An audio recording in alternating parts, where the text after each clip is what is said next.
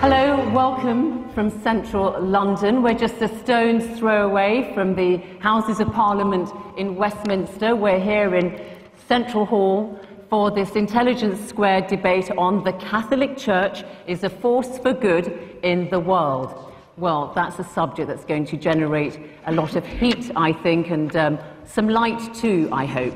I'm delighted to be chair of this debate. We have a panel which includes some of the most provocative, intelligent and stimulating commentators and practitioners on the subject.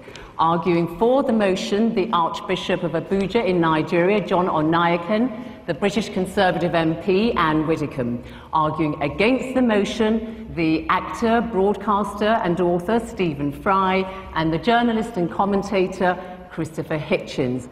Well, our first speaker is John Onayekan, His Grace, the Archbishop of Abuja, the capital of Nigeria. And His Grace is one of Africa's best known, most respected commentators of the Church, the Catholic Church. So please make your way to the podium, speak at the microphone.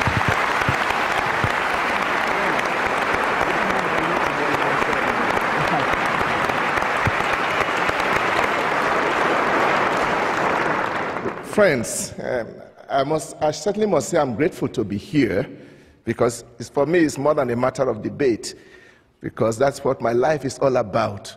If I didn't believe that the Catholic Church is a force for good, I would not devote my whole life to precisely working in that institution, hoping that I am involved in something that is good for the whole world.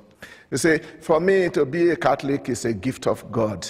Let me start with the word church, the Catholic Church. Obviously, it means many things to many people, but I think as an archbishop, I should be in a position to say what it does mean, especially to us Catholics. Yes, the Catholic Church is an institution, and some people say it is perhaps the best organized institution in the world, but that's not really the essence of our church. We should go beyond the institution, and for us, the church is first and foremost a community of believers. And this is a community of believers that is spread all over the world, made up of all kinds of people. And the institution itself, as well as those whom we normally consider church people, people dressed up like me, for example, we are there only because of that huge community of people who are Catholics. I'm stressing this so that when you are asking yourself, is the Catholic Church a force for good in the world, don't look at me, don't look at Benedict XVI, look at the Catholics all over the world. That the church is a force for good in the world seems, obviously to me, is quite obvious. The question probably we should ask is, what kind of force? There was once an arrogant dictator who asked in disdain, how many battalions has the Pope? Obviously, he completely missed the point. It's not about military force or physical force, but it is about force. It's about the force of a spiritual message, the force of values, which has stood the test of 2,000 years.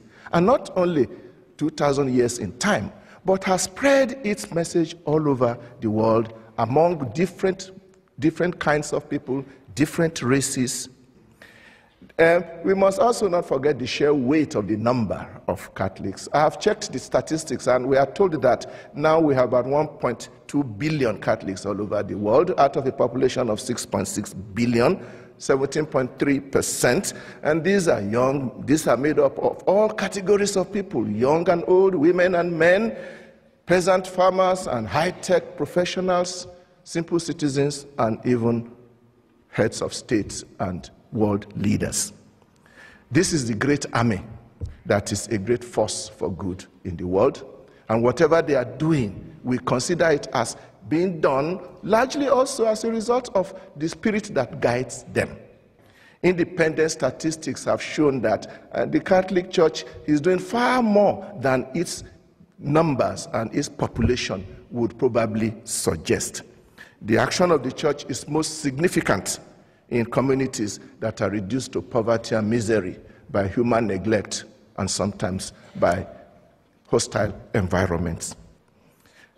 Talking of statistics, I spoke recently with the Director General of UNAIDS, which is the United Nations Agency for HIV and AIDS, and he said that 26% of the health institutions in the world directly involved with the treatment of HIV and AIDS are run by the Catholic Church.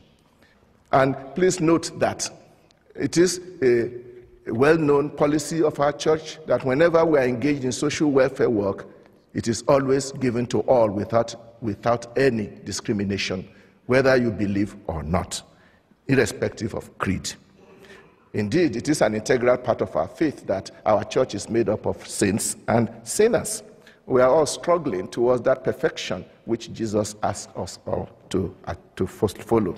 Nor am I denying that the Catholic Church has always and everywhere done excellent things, even sometimes in high levels. But this again only proves that we are in this world. Even the late Pope John Paul II had no difficulty at all in admitting the mistakes that people who claim to be Catholics and working in the name of the church have done in the past, and even apologized. And such gestures of apology is very rare in our world today. Let me conclude by drawing your attention to one particular aspect of my faith which I admire greatly. We are very open to dealing and moving and collaborating with others. And I think this is very important for the world of our days. We are talking of the world of today.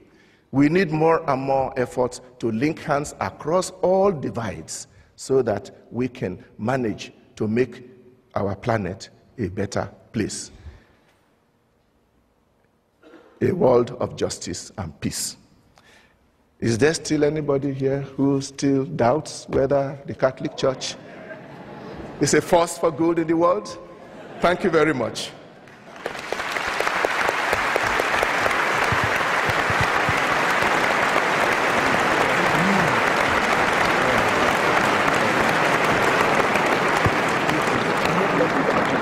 Our next speaker is Christopher Hitchens. He's arguing against the motion.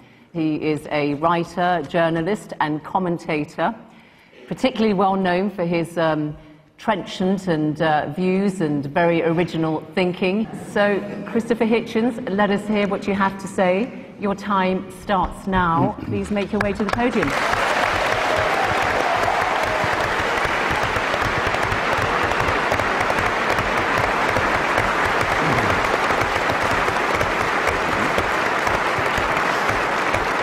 I'm sorry to have to begin by disagreeing with His Grace. If you're going to be a serious grown-up person and appear to defend the Catholic Church in public in front of an educated and literate audience, you simply have to start by making a great number of heartfelt apologies and requests for contrition and forgiveness. Now, you might ask, you're fully entitled to ask, brothers and sisters, who am I to say that? Well, in the Jubilee Millennium Year of 2000, the Vatican spokesman, Bishop Piero Marini, said, explaining a whole sermon of apology given by His Holiness the Pope, given the number of sins we've committed in the course of 20 centuries, reference to them must necessarily be rather summary. Well, I think Bishop Marini had that just about right. I'll have to be summary too. His Holiness on that occasion